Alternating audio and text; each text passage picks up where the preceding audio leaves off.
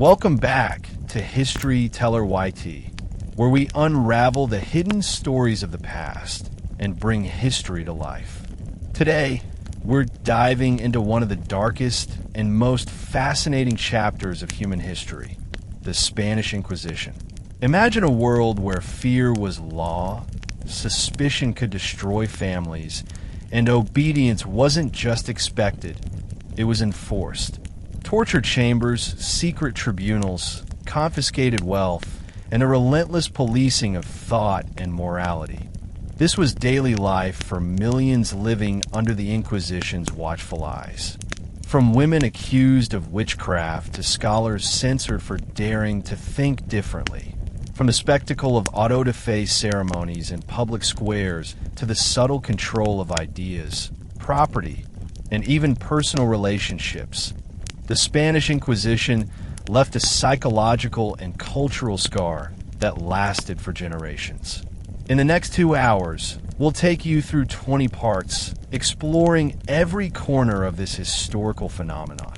The origins, the power structures, the brutality, the fear, the intellectual suppression, the public spectacles, the resistance, the decline, and the lasting legacy of one of history's most infamous institutions. So, sit back, subscribe if you haven't already, and get ready to journey into the terrifying yet gripping world of the Spanish Inquisition. Only here on History Teller YT. By the late 15th century, Spain was a nation on the edge of transformation.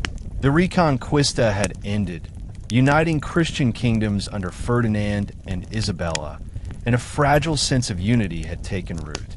Yet beneath the veneer of stability, tension simmered. Religious and cultural diversity, once a cornerstone of Iberian society, had become a source of anxiety. Jews, Muslims, and converts to Christianity lived side by side, but suspicion and resentment were growing. The Catholic monarchs saw conformity as a tool to strengthen the monarchy and to forge a unified Christian Spain. It was in this context that the idea of the Inquisition emerged, a tool designed not merely to punish heresy, but to ensure ideological and spiritual conformity across the realm.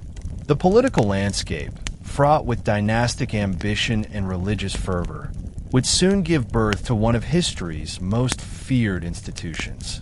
In 1478, Ferdinand and Isabella sought and received authorization from Pope Sixtus IV to establish a tribunal specifically aimed at rooting out heresy among converted Jews and Muslims, known as conversos and moriscos.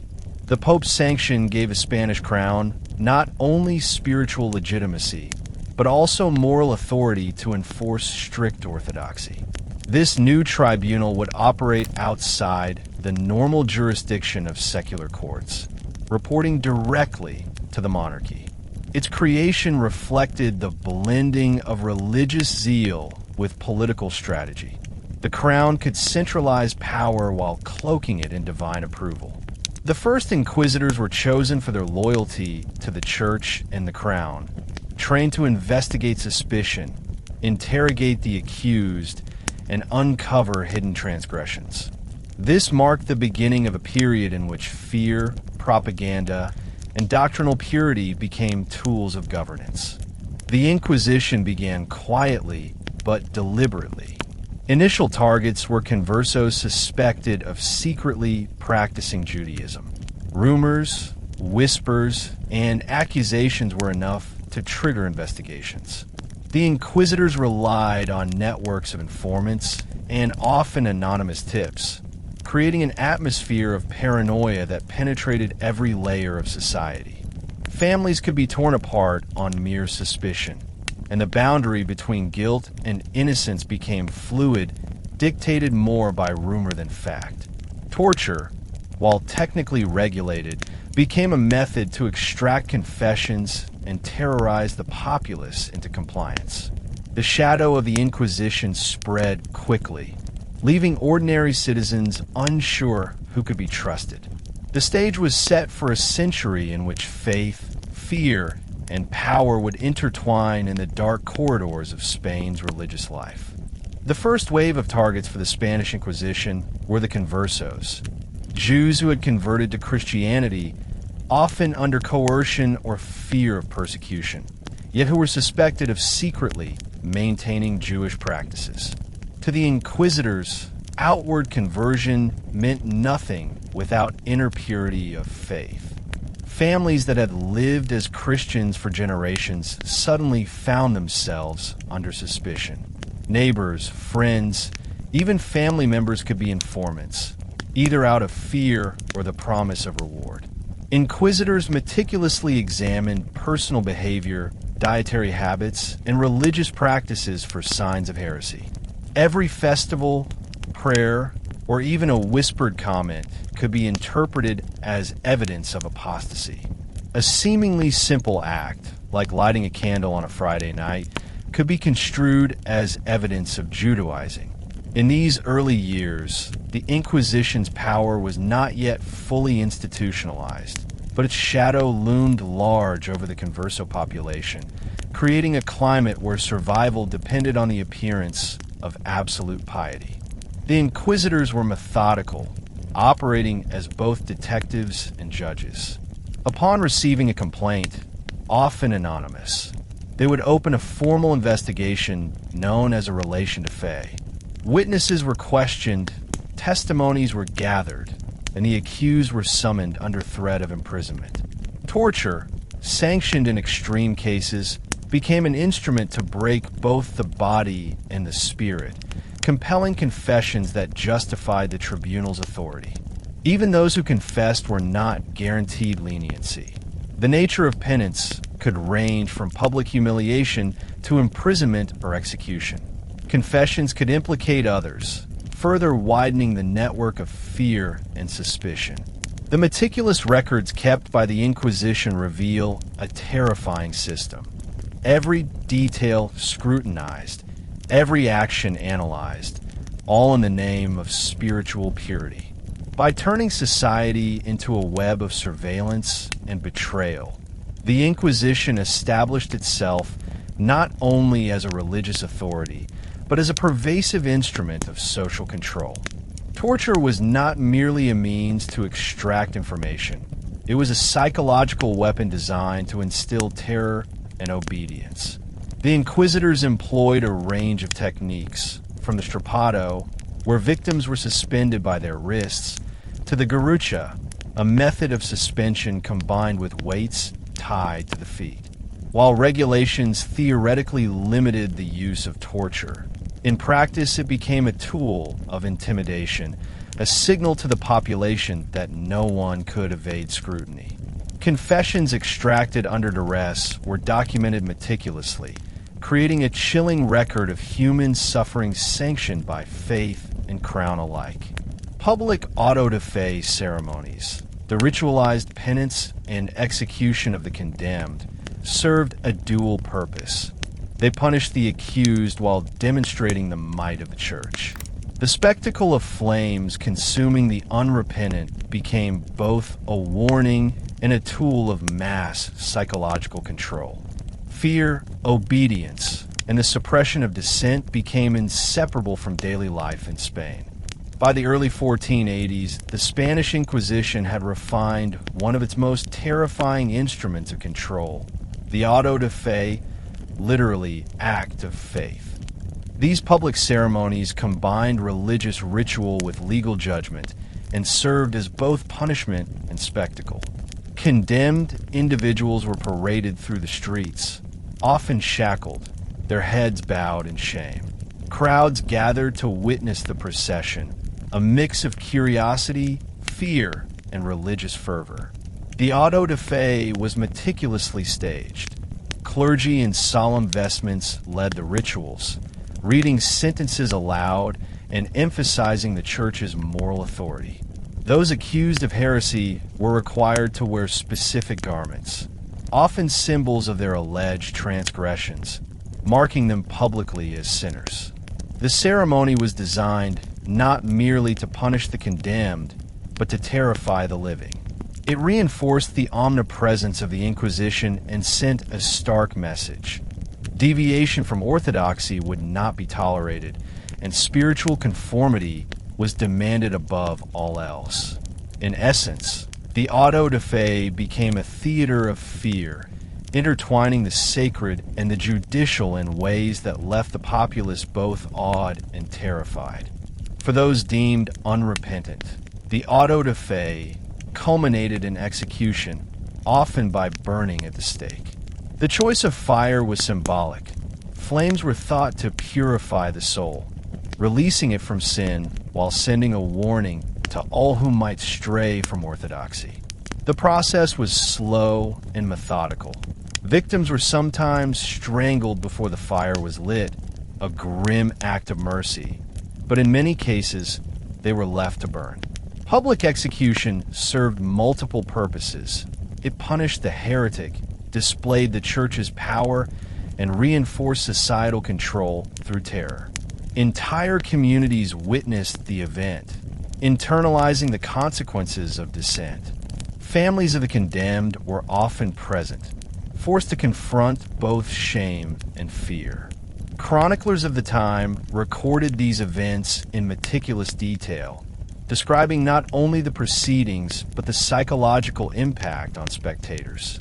The auto de fe was thus a performative instrument of power, turning human suffering into a lesson for the masses, and solidifying the Inquisition's place at the heart of Spanish governance and religious life. The impact of the auto de fe extended far beyond the spectacle itself.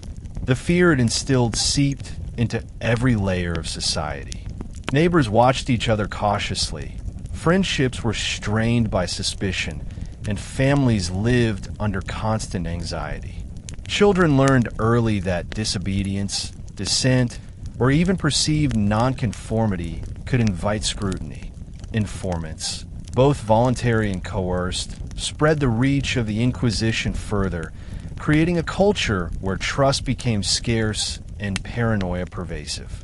The psychological warfare enacted by the Inquisition was as significant as the physical punishment inflicted.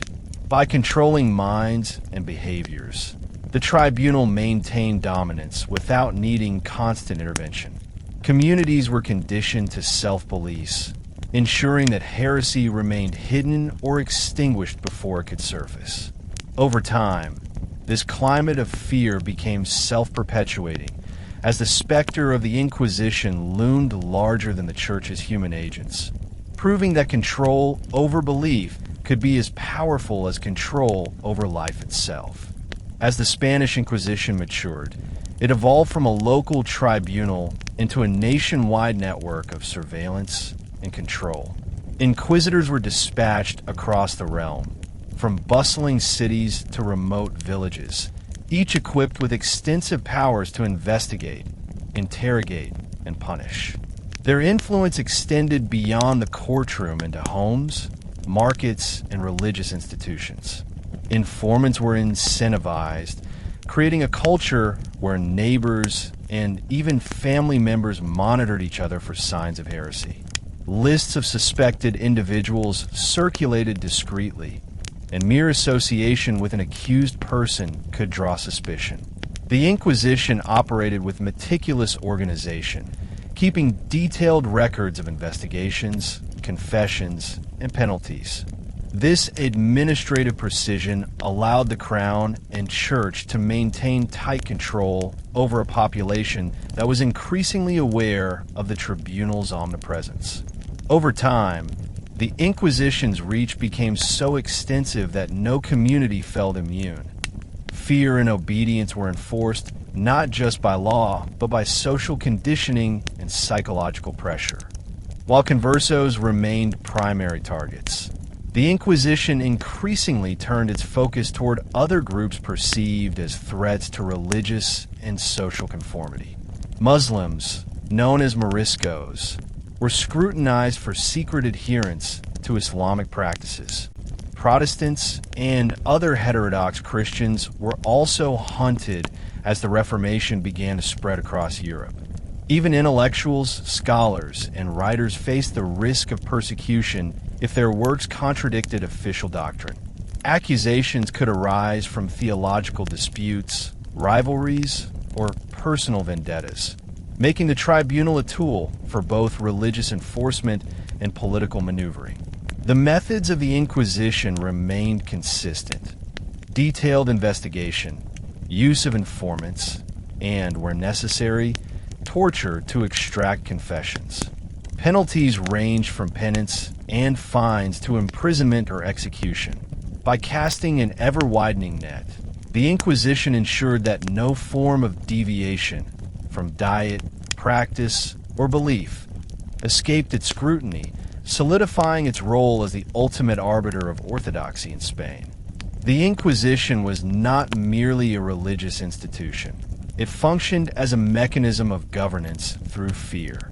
Public punishments, especially the auto de fe, were tools to demonstrate the consequences of defiance. Communities learned to internalize the tribunal's expectations, policing themselves to avoid the scrutiny of inquisitors.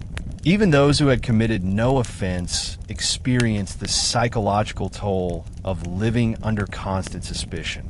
Letters, rumors, and anonymous denunciations extended the Inquisition's reach into everyday life, making the threat of exposure omnipresent.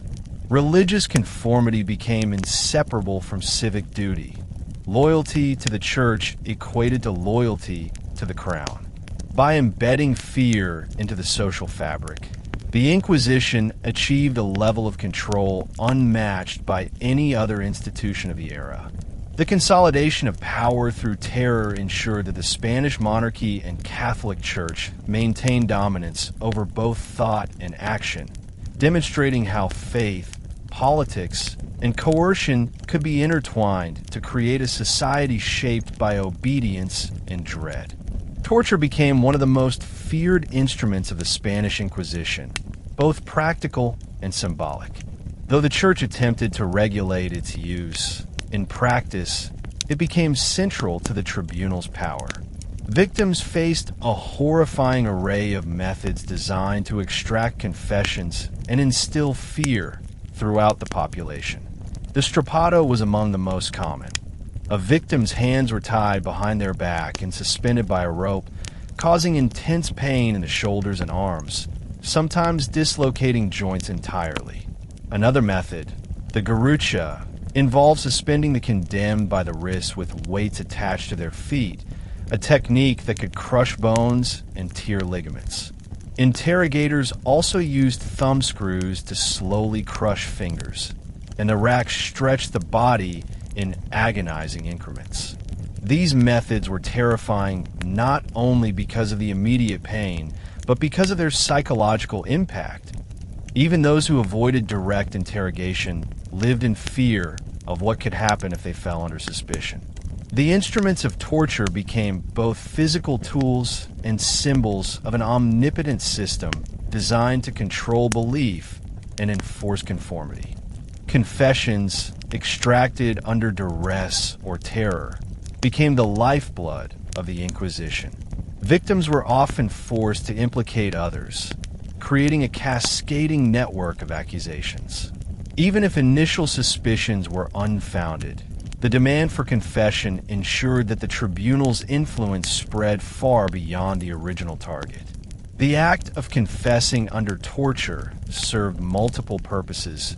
It punished the individual, provided justification for harsh sentences, and expanded the Inquisition's web of control. Written records meticulously documented confessions, making them permanent evidence of alleged heresy. Sometimes, coerced confessions were used to initiate further investigations, drawing new victims into the tribunal's grasp. The confessions themselves became performative acts. Public readings of these statements reinforced the power of the Inquisition, signaling to communities that compliance was mandatory and that no secret could remain hidden. Fear, suspicion, and confession formed a triangle of control that allowed the Inquisition to maintain authority without constant physical presence. The terror of torture extended beyond the immediate victim. Communities internalized the threat, cultivating self-policing behaviors. Families monitored each other for signs of nonconformity. Neighbors whispered about suspicious behavior, and anonymous denunciations became commonplace. Even rumors could trigger formal investigations, creating a culture of paranoia and mistrust. This psychological domination was as effective as any physical punishment. The constant fear of exposure influenced behavior, speech, and private thought. In essence, the Inquisition became a form of governance through intimidation, controlling not just actions but beliefs. By instilling terror, the tribunal ensured compliance without needing to interrogate or execute every suspected heretic. The mere presence of its mechanisms, records, informants, and instruments of torture was enough to shape the moral and religious landscape of Spain, illustrating the terrifying efficiency of a system that combined religious authority, state power, and fear to govern an entire nation. After decades of targeting conversos, the Spanish Inquisition increasingly turned its attention to the Moriscos, Muslims who had been forcibly converted to Christianity following the Reconquista. These communities, deeply rooted in their ancestral faith and culture, were viewed with intense suspicion. Even outward compliance with Christian rituals was rarely enough to assuage inquisitors' fears. The Moriscos were accused of secretly practicing Islam, maintaining forbidden customs, and fostering resistance to the crown's religious policies. Inquisitors relied on informants, surveillance, and secret investigations to expose hidden practices, from dietary restrictions to clandestine prayers. In many cases, accusations were amplified by social tension, rivalries, or personal vendettas, making it impossible for communities to feel secure. Families were torn apart, leaders were imprisoned, and those convicted faced public humiliation or death. The scrutiny of the Moriscos reflected the Inquisition's widening reach, as it transformed from a tribunal focused on individual heresy into a tool of social and religious homogenization, extending fear and control across entire populations. The 16th century brought new challenges to the Spanish Inquisition with the rise of the Protestant Reformation. Ideas spreading from Northern Europe threatened the Catholic orthodoxy that the Inquisition worked tirelessly to defend. Protestants, reformers, and anyone accused of sympathizing with heretical doctrines became targets.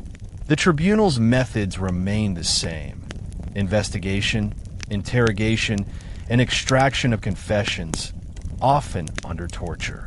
Publications and correspondence were scrutinized, and possession of reformist literature could result in arrest. The Crown and Church viewed Protestant influence as a direct threat, not only to faith, but to political stability, equating deviation from Catholicism with rebellion against authority. Inquisitors traveled extensively to root out these new threats, expanding the geographic scope of their operations. Entire intellectual networks, including scholars, printers, and educators, were monitored. The Inquisition's response to Protestantism demonstrates how it adapted to changing religious landscapes, combining fear, surveillance, and punishment to defend the unity of Catholic Spain. The expansion of the Inquisition into Morisco and Protestant communities had profound social consequences. Fear permeated daily life. People self-policed, public gatherings were monitored, and private religious practices were performed under constant anxiety. Intellectual discourse suffered as writers, scholars, and teachers censored themselves to avoid scrutiny. Families were fractured, marriages postponed or avoided, and communal bonds weakened under the weight of suspicion. The Inquisition's reach extended beyond the accused to entire communities, turning loyalty to faith into a public and performative obligation.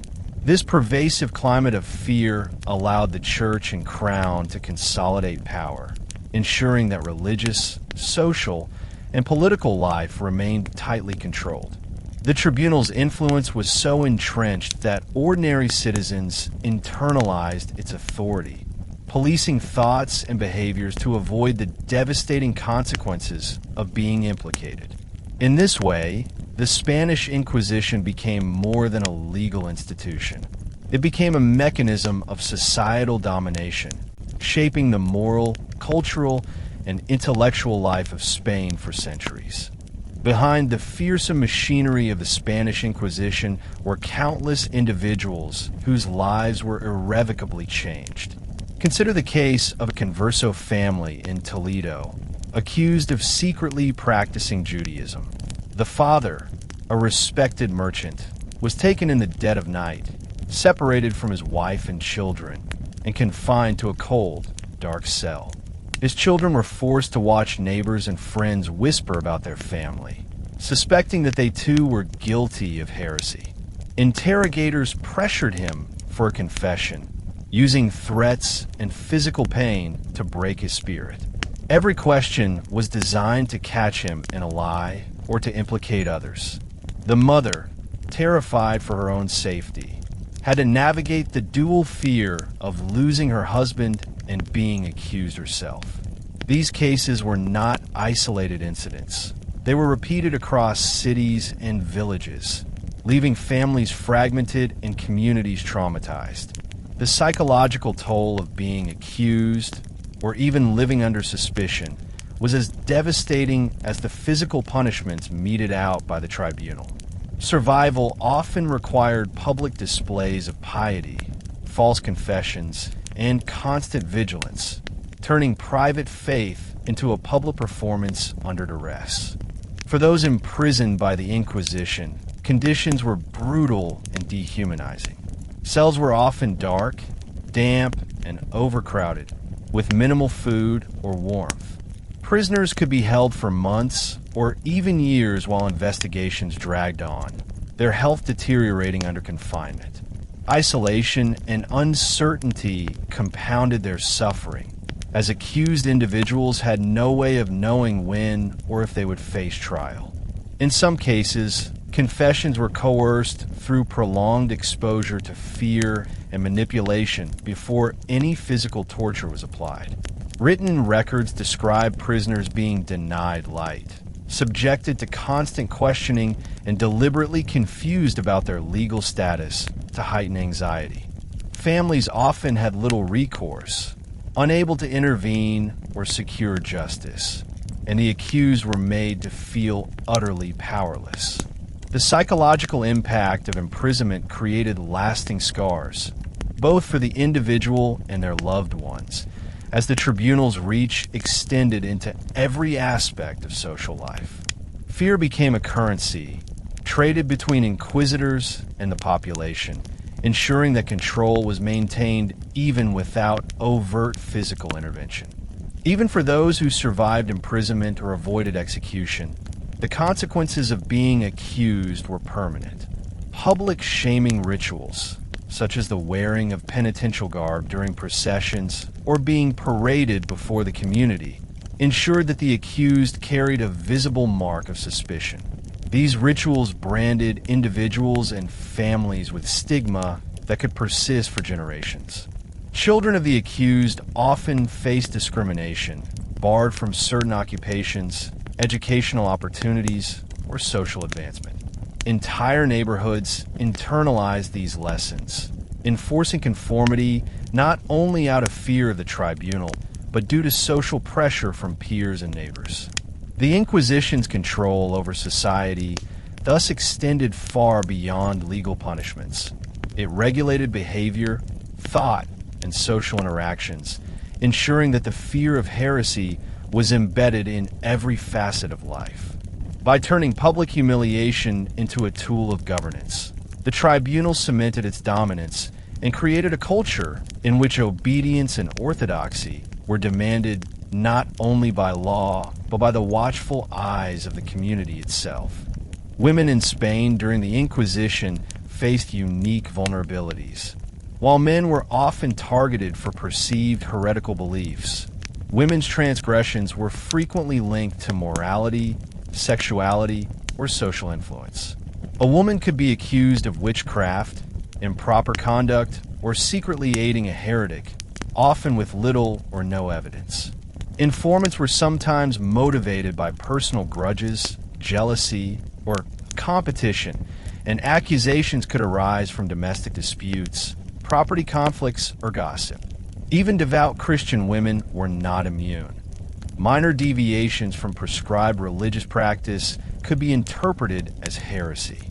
Mothers who taught forbidden prayers or daughters who associated with the wrong people could bring suspicion upon entire households. The tribunal's focus on women reflected broader societal anxieties. Women were seen as morally and spiritually weaker, more susceptible to temptation, and therefore more likely to lead others astray. This gendered lens amplified the reach of the Inquisition, allowing the tribunal to exert control over not only religious belief, but family and social structures. Though physical torture was widely used on men, women endured methods designed to exploit both physical and psychological vulnerabilities. They faced the same instruments of pain, including the strappado and rack, but interrogators often emphasized intimidation, threats of sexual violence, and public humiliation. Pregnant women were sometimes forcibly separated from their children or threatened with harm to ensure compliance. Confinement was particularly harrowing.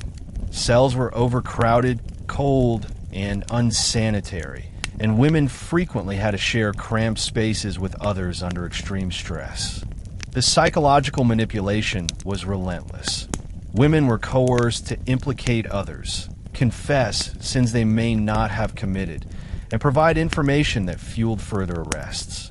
Even a mere accusation could destroy reputations, isolate women from their communities, and leave them permanently branded as morally and spiritually corrupt.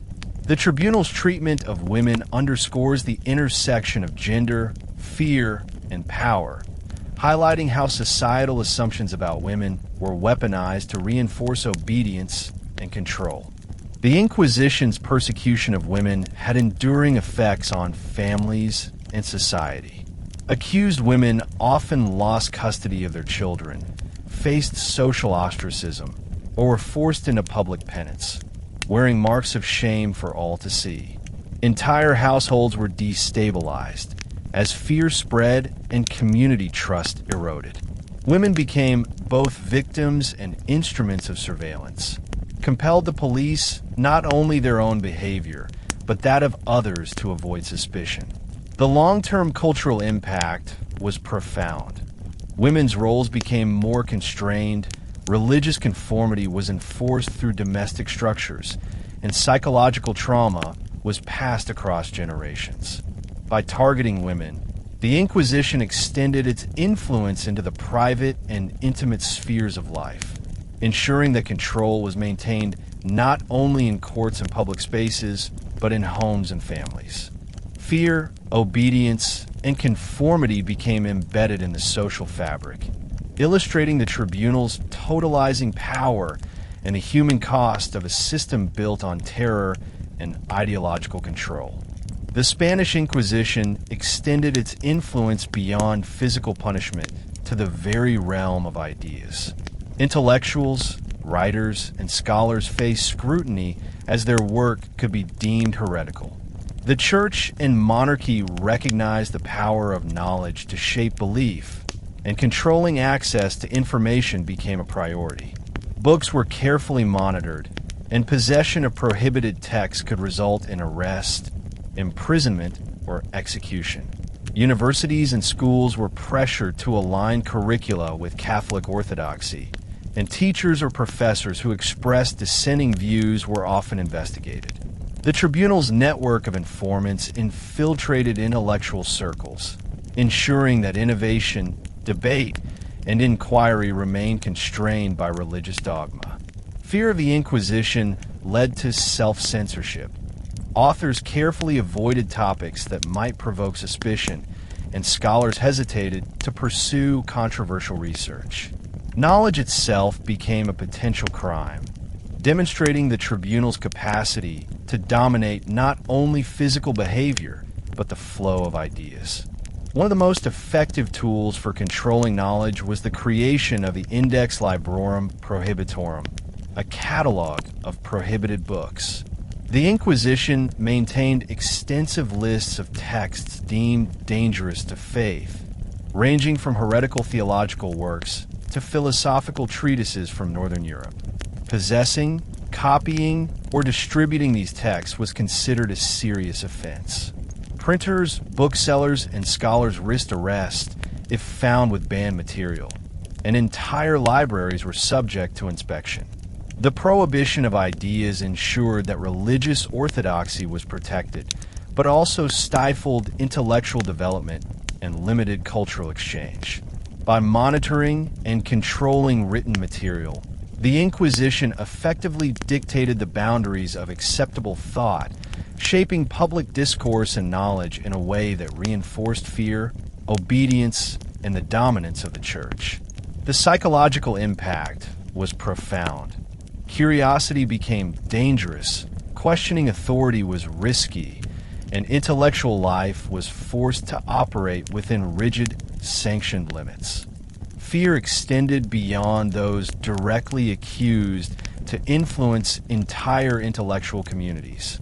Writers avoided controversial topics. Scholars refrained from teaching ideas that could be construed as heretical, and students learned to suppress critical inquiry. Rumors of secret investigations circulated, creating mistrust among colleagues and peers. Even casual discussions could trigger suspicion, as informants and neighbors could report perceived deviations. The suppression of knowledge was not merely a legal measure. It became a social tool, ensuring that obedience to orthodoxy was maintained in every corner of society. This culture of fear hindered innovation, limited the exchange of ideas, and reinforced the Church's authority over both spiritual and intellectual life. By controlling knowledge, the Inquisition extended its power beyond the courtroom and the stake, embedding itself into the very fabric of thought, demonstrating that domination could be exercised not only through violence, but through the manipulation of the mind. The Spanish Inquisition was not only a spiritual and judicial instrument, it also wielded immense economic influence. Those accused of heresy often faced confiscation of property and wealth, a practice that served multiple purposes. First, it punished the convicted, ensuring that deviation from orthodoxy carried material as well as spiritual consequences. Second, it enriched both the Church and the Crown, providing resources to fund the Inquisition's growing bureaucracy, legal apparatus, and enforcement operations. Entire estates could be seized, from homes to lands and commercial enterprises, leaving families destitute. Merchants, artisans, and landowners alike were vulnerable, as accusations could be motivated by greed or rivalry. The mere possibility of confiscation created a climate of caution, forcing citizens to demonstrate unwavering loyalty, both in belief and behavior. Wealth became a tool of fear. Those who sought to challenge the Church or Crown risked not only their lives, but their material survival. By linking spiritual conformity with economic security, the Inquisition extended its control into the private and commercial spheres, shaping society through both ideology and financial leverage. Beyond punishing the accused, the threat of economic consequences served as a broader mechanism of social control. Entire communities internalized the risks of deviation from orthodoxy, as families feared the financial ruin of association with heretics. Merchants monitored the behavior of employees, neighbors reported on business owners, and even charitable institutions became cautious in their interactions, wary of scrutiny. Wealth and social standing could become liabilities, as suspicion alone could trigger investigations and seizure of assets. In this way, the Inquisition manipulated both social and economic structures to reinforce obedience. Property, trade, and income were not merely financial matters. They were intertwined with religious conformity. Those who wished to protect their livelihoods were compelled to publicly align with Catholic orthodoxy, participate in sanctioned rituals, and maintain a reputation of unquestionable piety. The economic dimension of the Inquisition demonstrates the tribunal's comprehensive approach to power. By combining fear, legal authority, and financial pressure, it ensured that obedience was both a moral and a practical necessity. The economic repercussions of the Inquisition extended far beyond individual families. Confiscations disrupted local economies, reducing trade, commerce, and agricultural productivity. Skilled artisans, merchants, and intellectuals were often targeted, either executed or forced into exile, depriving communities of talent and innovation. Property redistribution often favored the church or loyal elites, further concentrating wealth and consolidating political power. Over time, these practices contributed to economic stagnation in certain regions, as fear and persecution discouraged entrepreneurial activity and risk-taking. The intertwining of religion and economics also reinforced social hierarchies.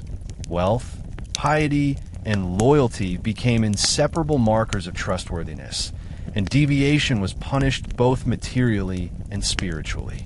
By controlling property and resources, the Inquisition exerted influence not only over belief, but over survival, ensuring that compliance was incentivized and rebellion suppressed. Economic control became an instrument of ideological enforcement, demonstrating the tribunal's capacity to govern every aspect of life, from faith to finances, in pursuit of total societal domination. The Spanish Inquisition's power extended far beyond strictly religious matters. It also governed the moral and social behavior of the population. Authorities monitored everyday conduct, policing actions considered immoral, indecent, or potentially heretical. Individuals could be accused for sexual transgressions, breaches of etiquette, or behaviors deemed offensive to societal norms. In some cases, accusations arose from personal grudges or envy, and the Inquisition often exploited these tensions to reinforce control. Moral policing extended to relationships, dress, and even conversation. Women were scrutinized more intensely, with particular attention paid to perceived sexual impropriety or subversion of household authority. Men faced suspicion if they associated with undesirable individuals or expressed dissenting opinions. The tribunal's moral oversight created a pervasive atmosphere of vigilance, where personal actions were constantly measured against the church's interpretation of acceptable conduct. Ordinary citizens internalized this scrutiny, adjusting their behavior not only to avoid punishment, but to maintain social credibility in a culture saturated by fear and ideological enforcement. Public displays of punishment reinforced the moral authority of the Inquisition and served as cautionary examples. Auto de fe ceremonies were not limited to executions for heresy. They also included public penance for moral violations. Those guilty of sexual misconduct, blasphemy, or other socially unacceptable acts were paraded in penitential garments, subjected to verbal reprimands, and sometimes imprisoned. The ritualized public shaming instilled fear in spectators, demonstrating that moral failure could have severe consequences.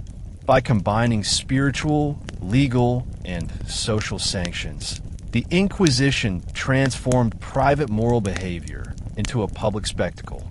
Individuals became both subjects and enforcers of the moral order, policing themselves and others to avoid scrutiny. Communities internalized these lessons, normalizing surveillance, denunciation, and fear as integral to daily life.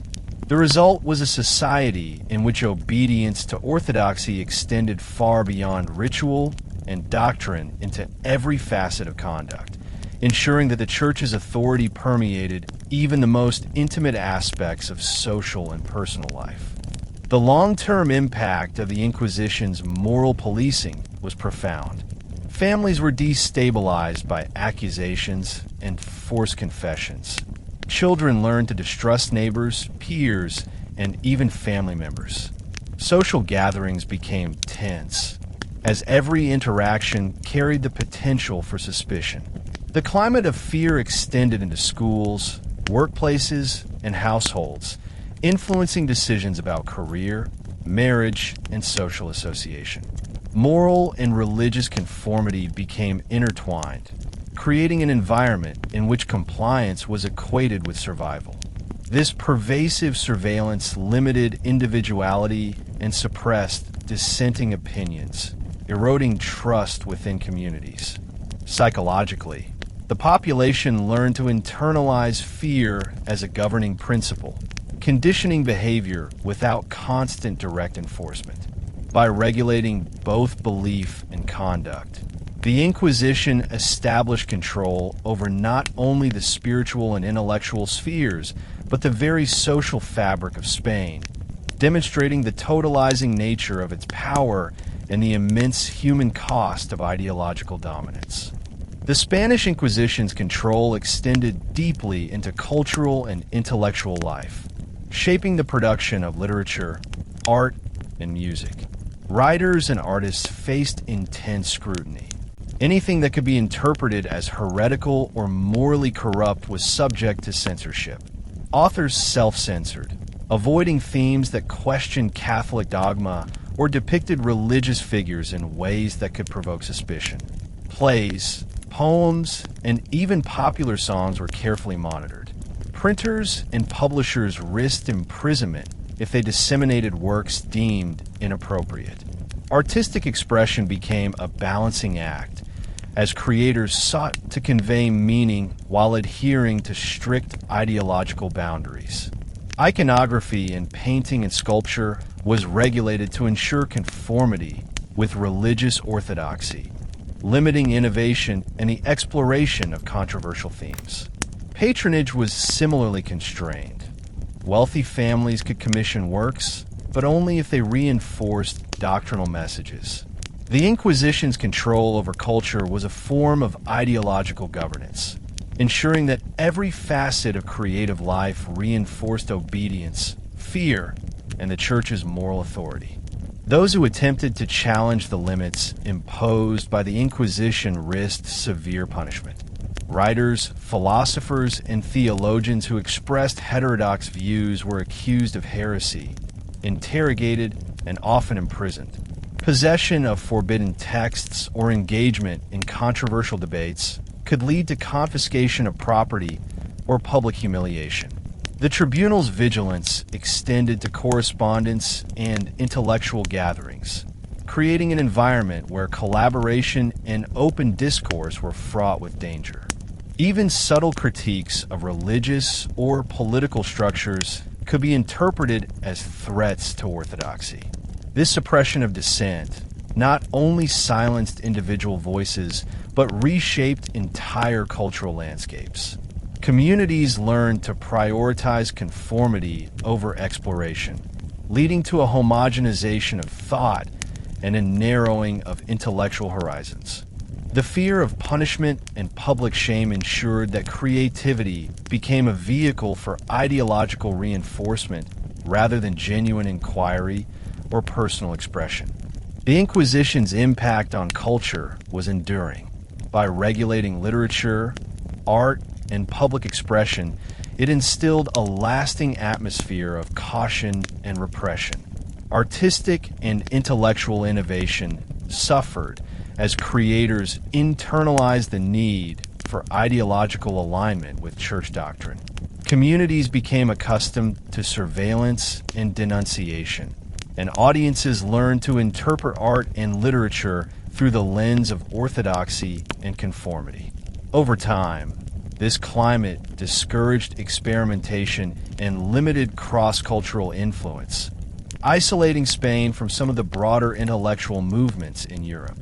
Yet, paradoxically, it also produced a unique, intensely religious cultural identity, with works that emphasized piety, morality, and devotion. The legacy of the Inquisition in cultural life illustrates the tribunal's reach beyond courts and prisons. It shaped the very way people thought, created, and experienced art, reinforcing the Church's authority and embedding fear, conformity, and control into the social and cultural fabric of Spain. The Spanish Inquisition was not only a judicial and religious institution, but also a master of propaganda. Its power relied as much on perception as on actual enforcement, creating an environment where fear and obedience were normalized. Reports of trials, confessions, and executions were carefully circulated to reinforce the authority of the church and crown. Chroniclers documented auto de fe ceremonies in vivid detail, emphasizing the suffering of the condemned and the triumph of orthodoxy. These accounts were widely shared, read aloud in public, and discussed in marketplaces and taverns. By controlling the narrative, the Inquisition ensured that its actions were perceived as moral, necessary, and divinely sanctioned. The spectacle of punishment became a tool for teaching compliance, instilling dread, and legitimizing the tribunal's power. Public perception was manipulated to create the impression that heresy was everywhere and that vigilance was essential, effectively turning fear into a form of social governance. Auto de fe ceremonies were central to the Inquisition's propaganda strategy. These events were carefully staged, combining elements of religious ritual, legal procedure, and theatrical spectacle. The condemned were paraded through streets, often wearing penitential garb and carrying symbols of their alleged crimes. Clergy delivered sermons emphasizing divine justice, while civic authorities reinforced the tribunal's authority. The physical punishment, imprisonment, flogging, or execution served as a visceral demonstration of consequences for heresy. Crowds witnessed these events, absorbing lessons about obedience and the perils of deviation. Beyond punishment, the ceremonies functioned as public education, a constant reminder of the tribunal's reach and the consequences of disobedience. Fear became performative. Witnessing the suffering of others conditioned communities to internalize the Inquisition's rules, policing themselves to avoid the same fate. Through ritual and spectacle, propaganda and punishment became inseparable, blending religion, law, and theater into a tool of absolute control. The strategic use of propaganda and fear extended beyond individual victims, shaping the behavior of entire communities. Citizens learned to avoid actions, speech, and associations that could be perceived as suspicious. Families became vigilant, neighbors reported each other, and social interactions were mediated by fear. Rumors and anecdotes of trials circulated rapidly, reinforcing the perception that heresy lurked everywhere. Even those who had not encountered the tribunal personally were deeply affected by the constant threat. This psychological dominance allowed the Inquisition to maintain power without deploying constant force. Fear itself became a regulatory mechanism. Communities internalized the Church's authority, enforcing orthodoxy through surveillance, gossip, and social pressure.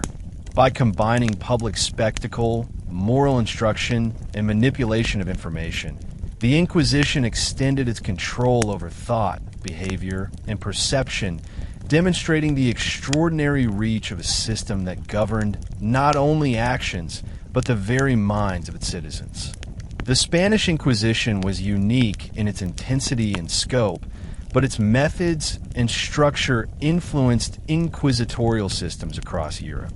While Italy, Portugal and other Catholic regions had previously established tribunals to combat heresy. The Spanish model introduced a level of centralized authority and coordination unprecedented in history. Monarchs and church leaders observed how Spain combined legal authority, religious legitimacy, and psychological control to enforce conformity. The rigorous bureaucracy, detailed record-keeping, and network of informants created a system that could monitor entire populations and instill fear without constant physical intervention. Other regions sought to replicate aspects of this system, incorporating similar tribunals and enforcement mechanisms to safeguard Catholic orthodoxy and suppress dissent. Spain became both a cautionary tale and a model, demonstrating the potential for combining religion, politics, and fear into a highly effective instrument of social control. The influence of the Spanish Inquisition extended beyond borders through diplomatic and ecclesiastical networks. Ambassadors, clergy, and church officials shared information about methods, strategies, and enforcement techniques with counterparts in Italy, France, and the Holy Roman Empire. Ideas about interrogative procedures, censorship of texts, and management of confessions spread widely. Spanish officials actively communicated the results of trials and auto-de-fe ceremonies, showcasing the efficiency and thoroughness of their tribunals. The dissemination of these practices created a broader European culture of vigilance against heresy, strengthening alliances between monarchies and the church while ensuring that dissenting ideologies were rapidly identified and addressed. This international exchange reinforced Spain's position as a leader in religious orthodoxy, amplifying both its moral authority and political influence throughout the continent. The reach of the Spanish Inquisition was not merely bureaucratic. It extended into the cultural and psychological spheres of other European nations. Fear of heresy, the authority of religious tribunals, and the methods of propaganda were observed and adapted in diverse contexts. Countries seeking to consolidate power and enforce religious unity studied Spain's strategies to regulate behavior, thought, and morality. The psychological impact of public punishments, surveillance, and social denunciation inspired similar mechanisms elsewhere, shaping social norms and reinforcing church authority. The Inquisition's legacy abroad demonstrated the effectiveness of governing through fear. When citizens internalize the tribunal's authority, compliance is maintained without constant intervention. By exporting not only techniques, but also ideology, Spain positioned itself as a center of religious and political influence, showing the far-reaching consequences of an institution capable of regulating belief, morality, and culture across borders. By the late 16th and early 17th centuries, the Spanish Inquisition began to face criticism, both from within the church and from intellectual circles. Some clergy and theologians questioned the excesses of torture, the frequency of public executions, and the tribunal's pervasive intrusion into private life. Reports of innocent individuals suffering unjustly prompted debates about the moral legitimacy of the institution. Even within the bureaucracy, some officials acknowledged that the Inquisition's methods, while effective in controlling populations, were fostering resentment and fear rather than genuine faith. Religious scholars increasingly stressed that coercion could not create true belief, arguing that spiritual devotion should arise from conviction rather than terror. These internal criticisms, though muted for fear of reprisal, marked the beginning of a subtle yet meaningful pushback, planting seeds of doubt about the tribunal's absolute authority and its long-term impact on Spanish society. While the Inquisition maintained formidable power, local communities occasionally found ways to resist or subvert its authority.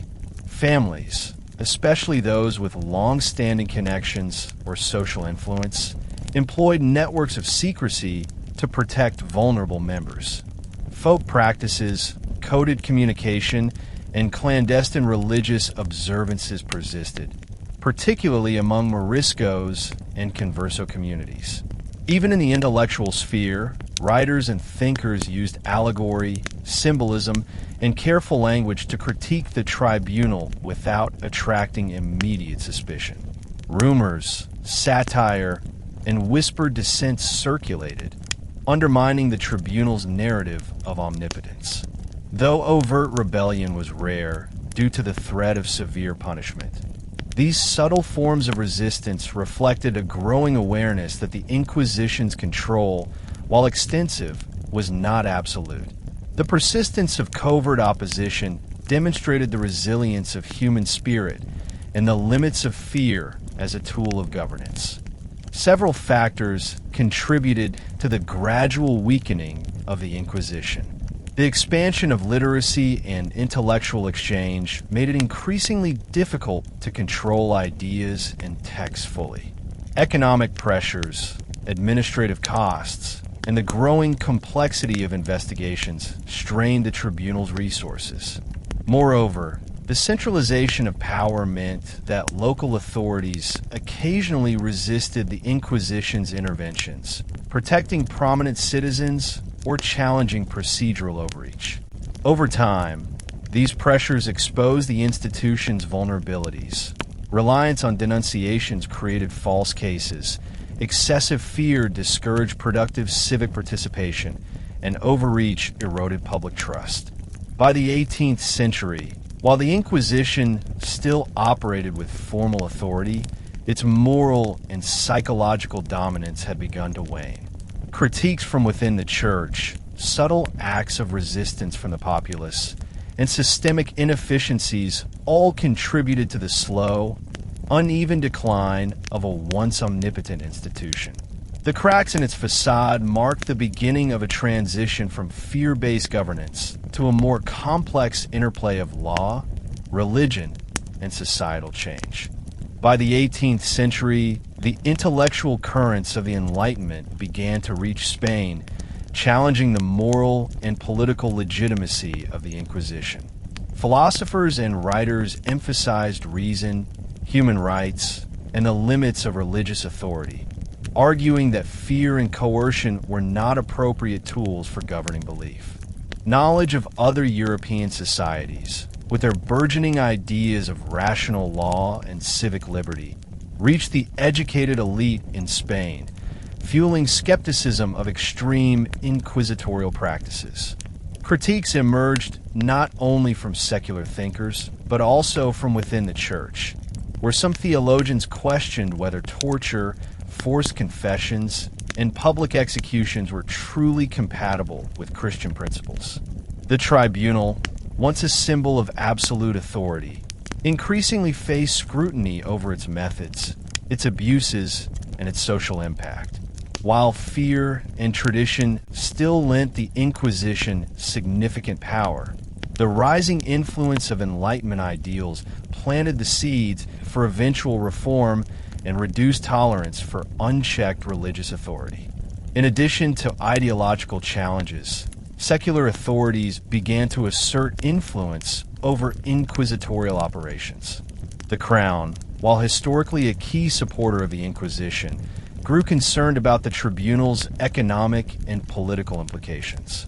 Confiscation of property, prolonged trials, and the fear-driven paralysis of local economies became issues for state officials, who began to monitor inquisitorial activity more closely. Administrative reforms were introduced to standardize procedures, reduce arbitrary punishment, and curtail abuses, reflecting a growing belief that governance should balance spiritual oversight with practical considerations. The Inquisition's autonomy, once a source of formidable power, gradually eroded as secular administrators sought to impose accountability. By the mid-18th century, Spain witnessed an uneasy coexistence between inquisitorial authority and evolving state oversight, signaling that the era of total fear and unquestioned dominance was approaching its conclusion. By this period, the public's perception of the Inquisition had shifted. While fear remained a powerful social force, communities increasingly recognized the tribunal's fallibility and limitations. Reports of wrongful accusations, corruption, and arbitrary confiscations circulated widely, reducing the awe once inspired by its authority. Popular narratives and intellectual commentary began to depict the Inquisition not only as a defender of faith, but also as an oppressive and outdated institution. Social compliance now relied less on terror and more on practical adaptation, as people navigated a world where the Inquisition's reach was still significant, but no longer absolute. The combination of Enlightenment criticism, administrative reform, and growing public awareness marked a turning point. The tribunal could no longer operate with the same psychological omnipotence it once wielded. Spain was entering a period of transformation, in which reason, law, and changing social attitudes began to supplant fear as mechanisms of governance. The Inquisition, though still present, was gradually losing its position as the ultimate arbiter of life, belief, and morality. By the late 18th century, the Inquisition's power had visibly waned, but its final public spectacles still carried the weight of centuries of fear. Auto de fe ceremonies persisted, though they were smaller, more controlled, and fewer in number. These events combined ritual, punishment, and theatrical display, maintaining the traditional message. Deviation from orthodoxy, whether in belief, behavior, or intellectual expression, had dire consequences. The condemned, often accused of heresy, blasphemy, or possession of prohibited texts, were paraded in penitential garb and sometimes subjected to corporal punishment. Crowds gathered, partly out of curiosity and partly because attendance was socially or legally expected, witnessing the punishment and receiving a renewed lesson in obedience. Yet, these final auto de fe were less awe-inspiring than their predecessors. Their psychological impact was diminishing. Communities had begun to view the Inquisition less as an omnipotent force and more as a bureaucratic remnant, a shadow of its former terrifying authority. Despite this symbolic intent, these last public rituals marked the slow unraveling of the institution's omnipresence. The final decades of the Inquisition saw a sharp decline in the number of cases brought before the tribunal, but those that did proceed often drew attention because of the historical legacy they represented. Individuals accused of heterodoxy, Protestant sympathies, or possession of banned literature faced investigations that were highly ritualized and meticulously documented. Prison conditions remained harsh, though there were incremental improvements in oversight and procedure. Confessions, when extracted, were still used to implicate others, reflecting lingering practices of coercion. Despite these measures, the tribunal's ability to instill widespread terror had weakened. Communities increasingly resisted false accusations and manipulated evidence, and families with resources were able to negotiate or mitigate punishments. These final trials illustrate both continuity and change. While the mechanisms of the Inquisition remained in place, their effectiveness and psychological dominance were eroding. The tribunal was entering its final chapter, a period characterized by ritual, record-keeping, and a legacy of fear that would soon be formally concluded. By the turn of the 19th century, the Spanish Inquisition's authority had been reduced to a shadow of its former power. Enlightenment ideas, secular reform, and public scrutiny made the institution increasingly untenable. The last trials and auto de fe ceremonies, though officially sanctioned, were marked by diminished participation and lessened fear among the populace. The symbolic weight of these final events reflected centuries of history. The Inquisition had shaped social, religious, and cultural life, but its dominance was fading. The combination of internal critique, administrative reform, and external pressures ensured that the tribunal could no longer operate with the same psychological and social reach it once commanded. As the Inquisition receded, Spain entered a new era of governance and intellectual life, leaving behind a legacy of terror, control, and profound social transformation. These final acts served as both a conclusion and a historical reminder. Fear and ideological authority could dominate societies for generations, but even the most entrenched institutions are vulnerable to change, critique, and the inexorable currents of cultural and intellectual evolution. The Spanish Inquisition left a deep psychological imprint on the population that persisted long after its formal power waned. Generations grew up with stories of sudden arrests, public punishments, and the arbitrary application of justice. Families passed down narratives of fear, secrecy, and suspicion, teaching children to exercise caution in speech, behavior, and even thought. Communities internalized the mechanisms of surveillance. Neighbors monitored each other. Children learned to self-police, and public morality became inseparable from religious orthodoxy. This pervasive climate of fear created a collective trauma, a social memory that normalized caution and obedience. People learned to avoid confrontation, question less, and maintain outward appearances of piety, even when privately skeptical. The legacy of fear extended beyond those directly accused, shaping the everyday behavior of ordinary citizens. Social life was fundamentally transformed.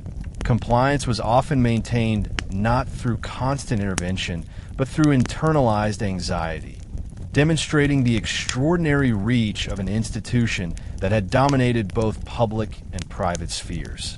Beyond immediate social effects, the Inquisition's influence profoundly shaped cultural and intellectual life. Artists, writers, scholars, and musicians internalized the expectations of ideological conformity, often curtailing creative and intellectual expression to avoid suspicion. Literature emphasized moral instruction, art adhered to religious orthodoxy, and public discourse avoided controversial or innovative ideas.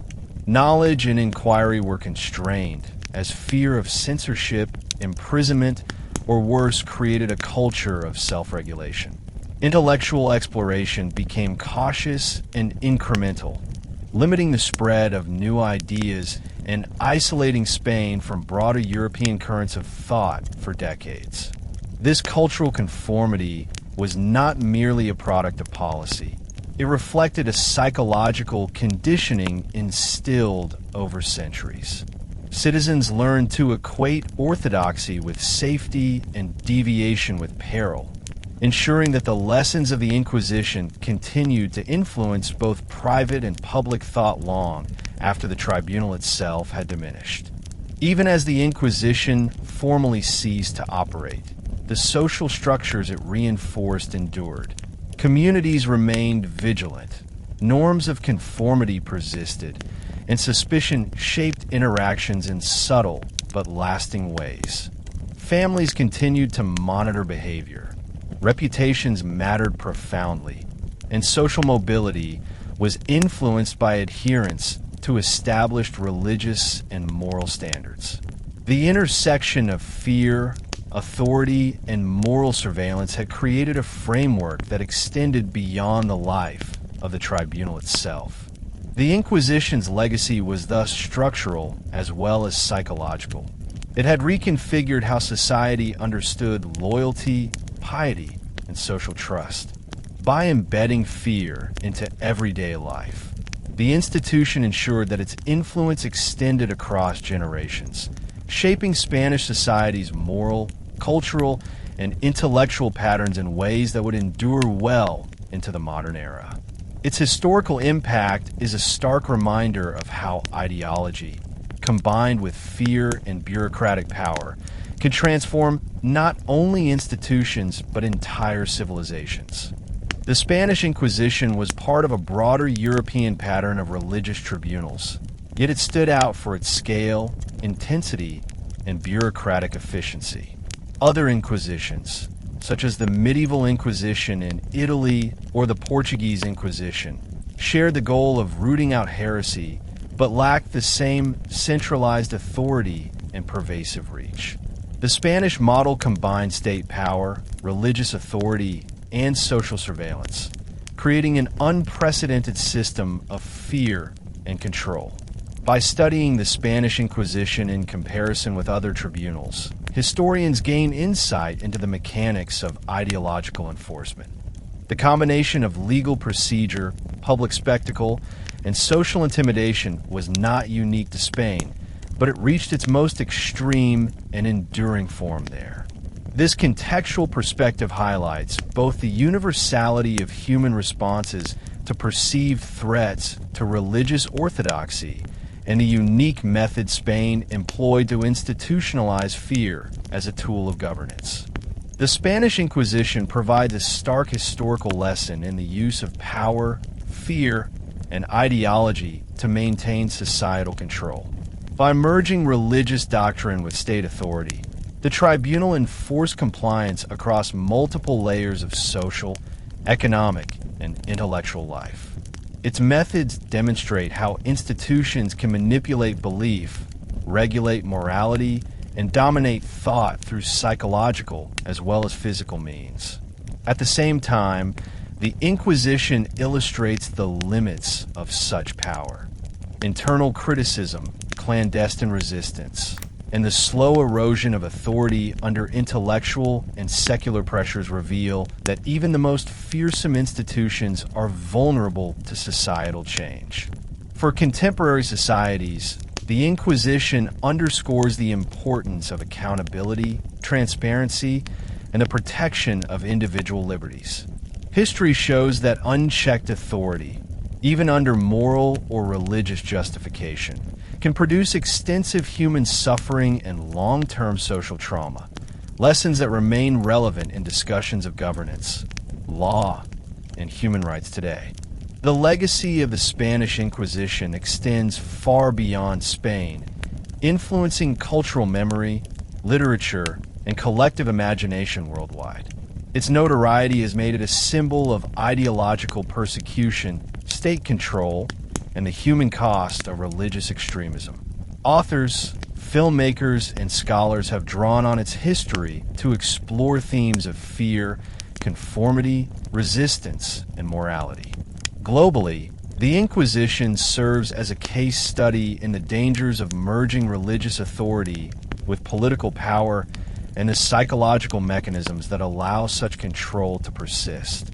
The echoes of its methods are visible in other historical and contemporary instances of social or religious persecution, making the Spanish Inquisition not only a chapter in Spanish history, but a cautionary example for humanity.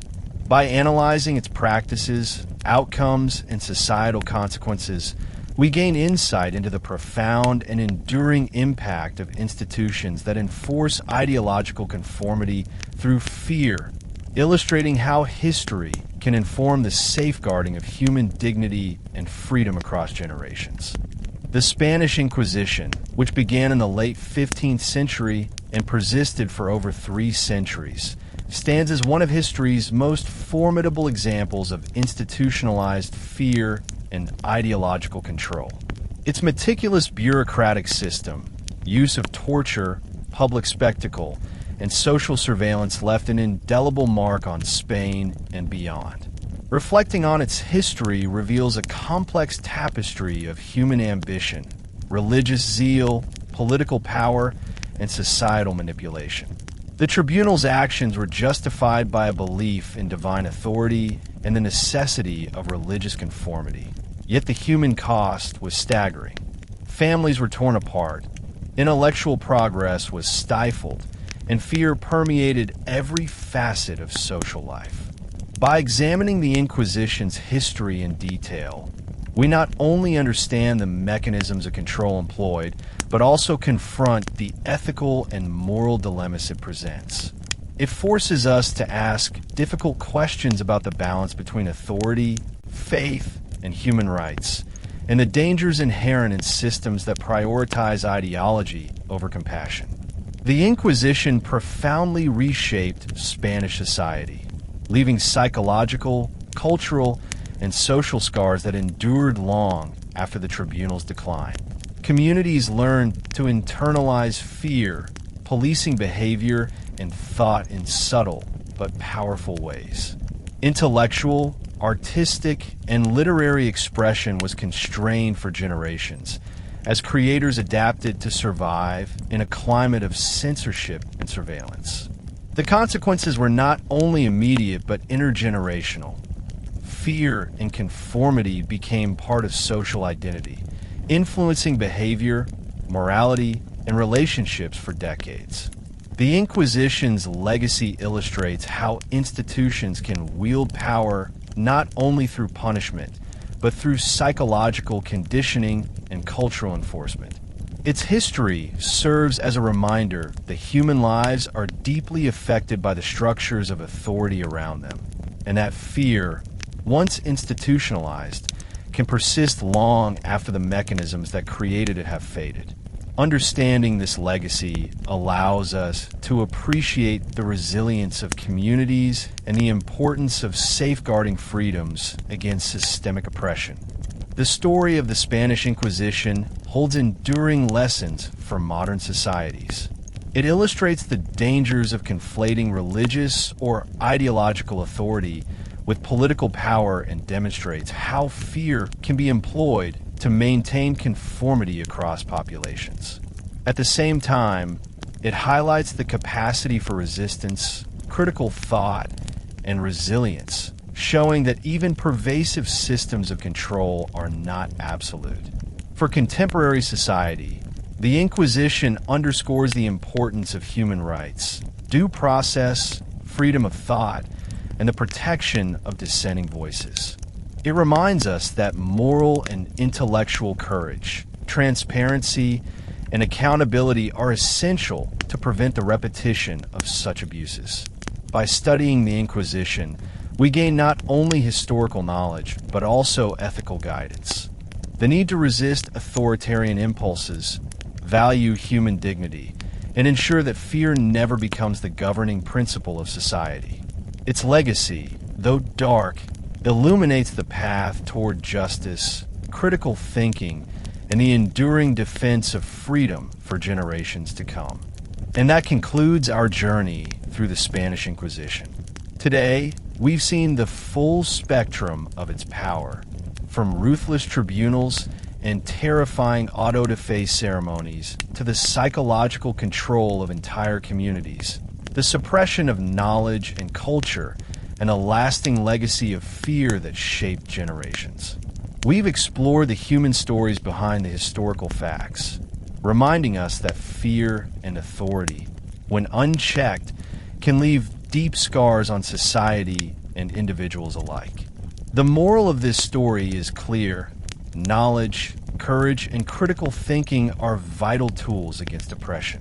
History teaches us that while institutions may rise and fall, the lessons they leave behind are invaluable, guiding us to protect freedom, human dignity, and justice. If you found today's story fascinating, don't forget to like, comment, and subscribe to History Teller YT. There's a whole world of history waiting to be uncovered, and we'll be back soon with more incredible stories from the past that will shock, inspire, and make you see the world through a different lens. Until next time, keep exploring, keep questioning, and never stop learning with History Teller YT.